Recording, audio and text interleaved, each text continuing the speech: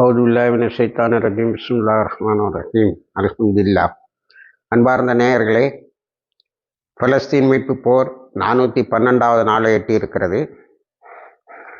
இந்த 412வது நாளில் நமது ஊடகங்களை பெரிதாக ஆக்கிரமித்து கொண்டிருப்பது, மக்களிடத்திலே விவாதத்துக்கு உள்ளாகி இருப்பது, நத்தியான்ஹுக்கும் ஜோ கேலண்டுக்கும் international court of criminal court arrest வாரண்டுகளை பிறப்பித்திருக்கிறது. இந்த அரெஸ்ட் வாரண்டை பிறப்பித்ததில் எல்லோரும் கருத்து சொல்கிறார்கள். நத்தியான்ஹு அமெரிக்காவினுடைய 4 கார்ப்பரேஷன்களுக்குள்ளால் வந்தால் நாங்கள் கைது செய்வோம் என்று 4 கார்ப்பரேஷன்களுடைய மேயர்கள் அறிவித்திருக்கிறார்கள். அதேபோல் யூரோப்பியன் யூனியன் ஐசிசி என்ற இன்டர்நேஷ்னல் கிரிமினல் கோர்ட்டை செத்து போக விட முடியாது. ஆகவே அதனுடைய இந்த வாரண்டை நாம் மதிக்க வேண்டும், நத்தியான்ஹு வந்தால் கைது செய்ய வேண்டும் என்று சொல்லியிருக்கிறார்கள். அதே போல் வெஸ்டர்ன் பவர்ஸ் பொதுவாக குறிப்பிடக்கூடிய மேலை நாடுகள் எல்லாம் நத்தியான்ஹுவுக்கு இந்த வாரண்ட் சரியானதுதான், அவரை கைது செய்வோம் என்று சொல்லியிருக்கிறது. ஆனால் இதெல்லாம் சேர்ந்து ஒரு குழந்தையாவது கொலை செய்யப்படுவதை காசாவிலோ அல்லது லெபனானிலோ தடுக்குமா என்பது சந்தேகத்துக்குரிய ஒரு விஷயம்தான். நத்தியான்ஹு நான் என்னுடைய யுத்தத்தை நிறுத்த மாட்டேன் என்று சொல்லியிருக்கிறான். அவன் பாலஸ்தீனர்கள் இல்லாத ஒரு காசாவை உருவாக்க வேண்டும் என்பது அவனுடைய நோக்கம். அந்த நோக்கத்தை நிறைவேற்றுவதில் நான் முன்னேறி கொண்டுதான் இருப்பேன் என்று சொல்லியிருக்கிறான். ஆக இது ஒரு குழந்தையோ ஒரு பெண்ணையோ கொலை செய்வதை நிறுத்துமா என்பது சந்தேகத்துக்குரியது. அமெரிக்கா நான் இந்த இன்டர்நேஷ்னல் கோர்ட் ஆஃப் கிரிமினல் கோர்ட்டில் மெம்பர் கிடையாது, அதே போல் இஸ்ரேலும் மெம்பர் கிடையாது. நாங்கள் இதை ஜனவரியில் பயங்கரமாக எதிர்ப்போம் என்று சொல்லியிருக்கிறார்கள். ட்ரம்புடைய இப்போதைய நாமினி, ட்ரம்ப் பதவியேற்க இன்னும் 40 நாட்கள் இருக்கிறது. அதாவது பைடன் பதவி துறக்க இன்னும் 40 நாட்கள் இருக்கின்றன. அதில் மைக்கேல் வாட்ஸ் என்ற ட்ரம்புடைய தேசிய பாதுகாப்பு அமைச்சர், NSA நேஷனல் செக்யூரிட்டி அட்வைசர், நாங்கள் ஐசிசி வாரண்டை எதிர்க்கிறோம் என்று சொல்லியிருக்கிறார். ஆகவே ட்ரம்ப் முஸ்லிம்களின் ஓட்டையையும் பாலஸ்தீனத்துக்கு ஆதரவான அமெரிக்க மக்களின் வாக்குகளையும் பெற்று வந்து ஒரு சியோனிஸ்டாக மாற இருக்கிறார். இந்த வாரண்டினுடைய தாரதமியங்கள் பெரிதாக பேசப்படுகின்றன. எனக்கு தெரிந்து அதில் அதிகமான நேரத்தை செலவழிக்க தேவையில்லை. மில்சோவிக்கு செர்பியாவில் அப்போதும் முஸ்லிம்களை பெருமளவில் கொலை செய்த மில்சோவிக் கைது செய்யப்பட்டார், சிறையில் அடைக்கப்பட்டார், மர்மமான சூழ்நிலையில் இறந்து போய்விட்டார். காரணம், அவர் கொஞ்சம் இடதுசாரி சிந்தனை உள்ளவர், கம்யூனிச சார்புடையவர் என்று அறியப்படுபவர். அதனால் அவரை கொலை செய்து விடுவதில், அவரை கைது செய்வதில் அமெரிக்கா ஆர்வம் காட்டியது. அதனால் கைது செய்யப்பட்டார்கள்.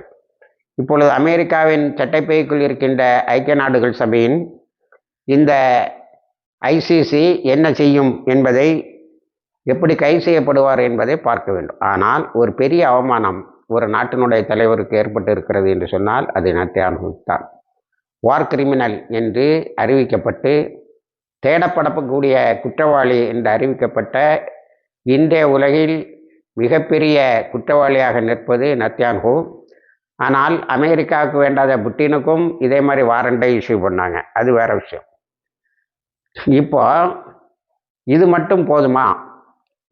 நடந்த கூட்டுப்படுகொலைகளுக்கு காரணமாக இருந்த அமெரிக்கா, பிரான்ஸு, ஜெர்மனி, ஆங்கில நாடு, யுனைடெட் கிங்டம் இவற்றினுடைய தலைவர்களும் ஐசிசியின் பார்வையின் கீழ் கொண்டு வரப்பட்டு அவர்களுக்கும் வாரண்ட் இஷ்யூ பண்ணணும்.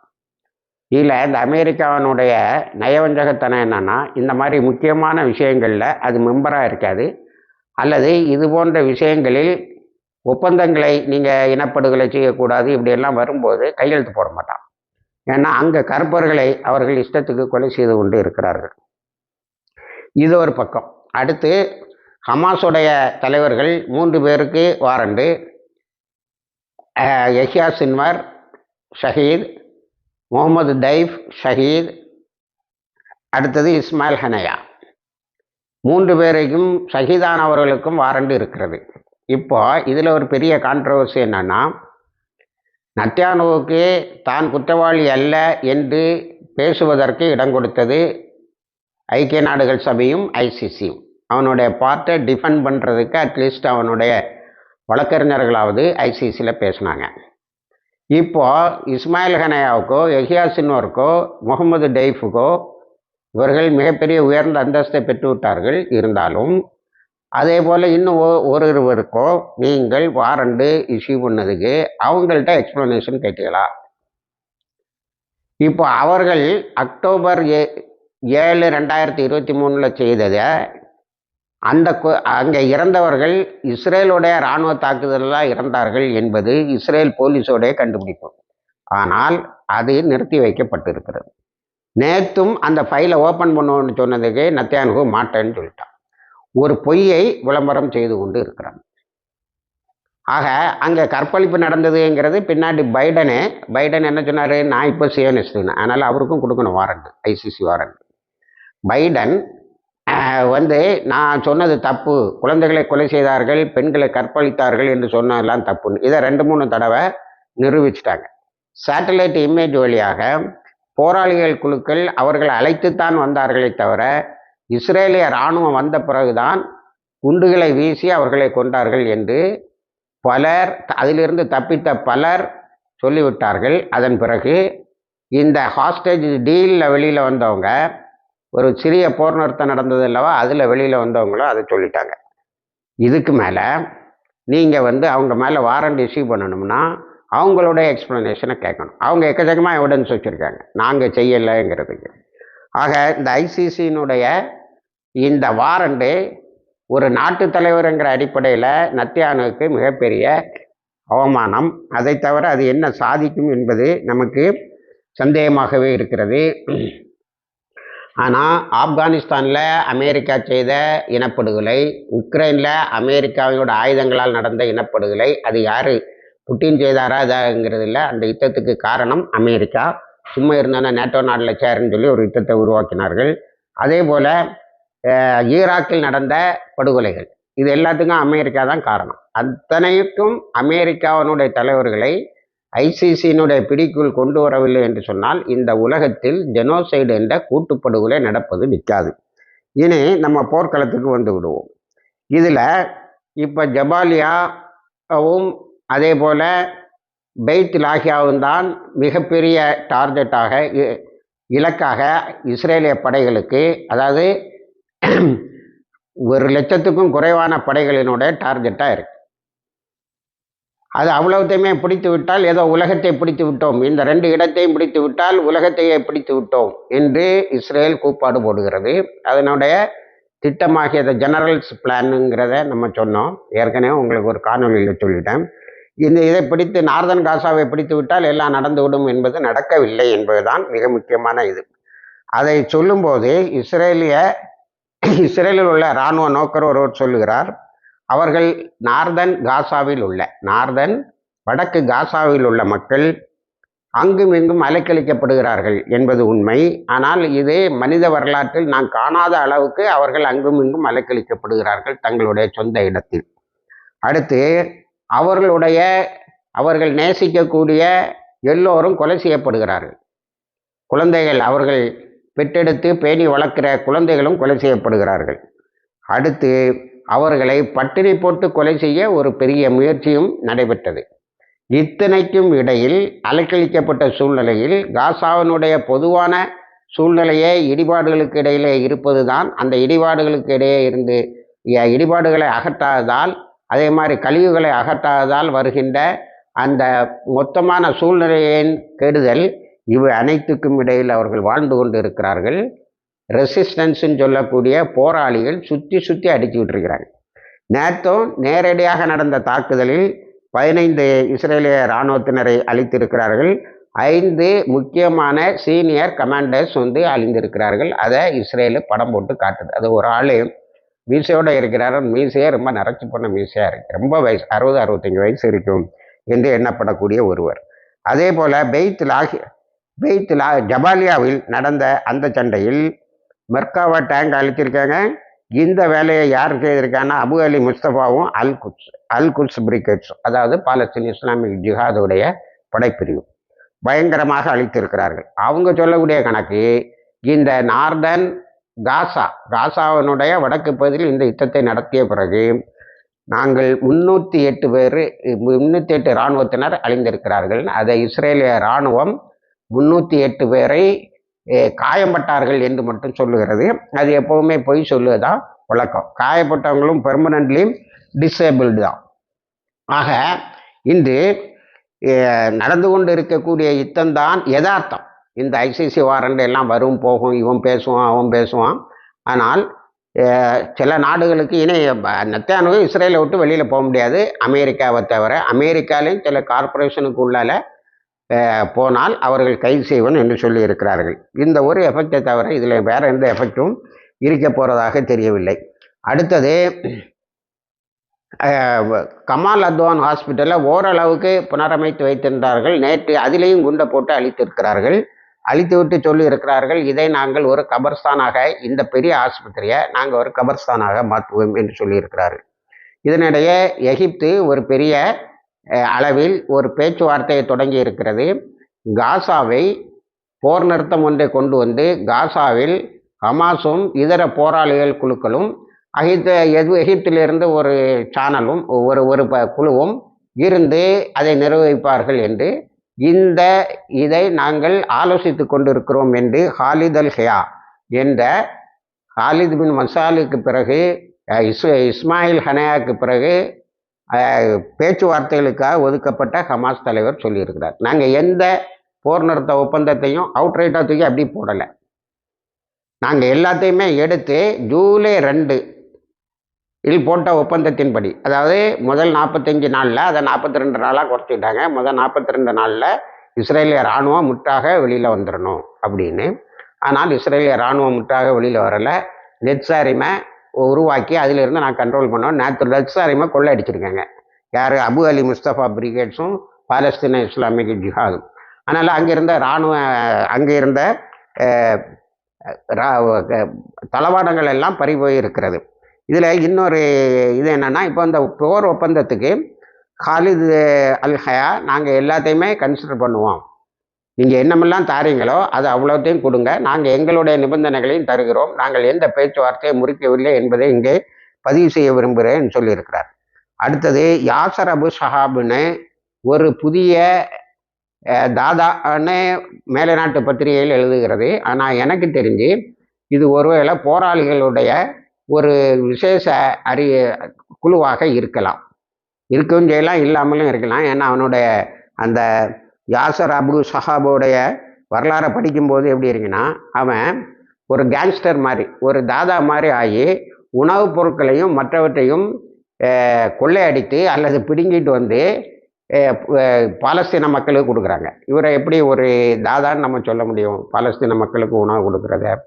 ரெண்டாவது, இஸ்ரேலுடைய படைகள் பார்த்துக்கிட்டு இருக்குது இவர் செய்கிறத. காரணம் கேட்டால் இஸ்ரேல் படைக்கு அவர் லஞ்சம் கொடுத்துருவாரு அப்படின்னு சொல்கிறாங்க. ஏதோ ஒரு விதத்தில் உணவுப் பொருள் கிடைப்பதற்கு ஏற்பாடு செய்து கொண்டு இருந்திருக்கிறார். அதை நேற்று மொசாது கண்டுபிடித்து அவரை அழித்து விட்டதாக ஒரு தகவல் சொல்லுகிறது. ஆக இப்படி அந்த ஏரியாவில் உணவுப் பொருள் தட்டுப்பாட்டை இப்படியெல்லாம் அவங்க இப்படியெல்லாம் அவர்கள் சமாளித்து கொண்டு இருக்கிறார்கள். ஆனால் புஷ்பம்ங்கிற காசா வளாகத்தில் இருந்து வரக்கூடிய உணவுப் பொருள் முழுக்க ஹமாஸுடைய கட்டுப்பாட்டில் வருகிறது. அது அப்பாவி மக்களுக்கு போய் சேர்கிறது. இதில் ஓரளவுக்கு பட்டினியும் பசியும் நீங்குகிறது என்பதுதான் கிடைக்கின்ற தகவல். அடுத்தது ஹிஸ்புல்லாவுக்கு வந்துட்டா, ஹிஸ்புல்லா 4-5 பிரிவாக பிரித்து தங்களுடைய அறிக்கையை வெளியிடுகிறார்கள். முதல்ல நாங்கள் நேரடியாக களத்தில், அதையும் 2ஆக பிரிக்கிறாங்க. லெபனானுக்கு உள்ளால போகிறதுக்கு பல முறை முயற்சி பண்ணிட்டான். எப்படி முயற்சி பண்ணுறாங்கிறத கியாம்ங்கிற இடத்தின் வழியாக போவதற்கு நேற்று 9வது முறை முயற்சி பண்ணியிருக்கான். 9வது முறையை அடித்து வெளியே தள்ளியிருக்காங்க.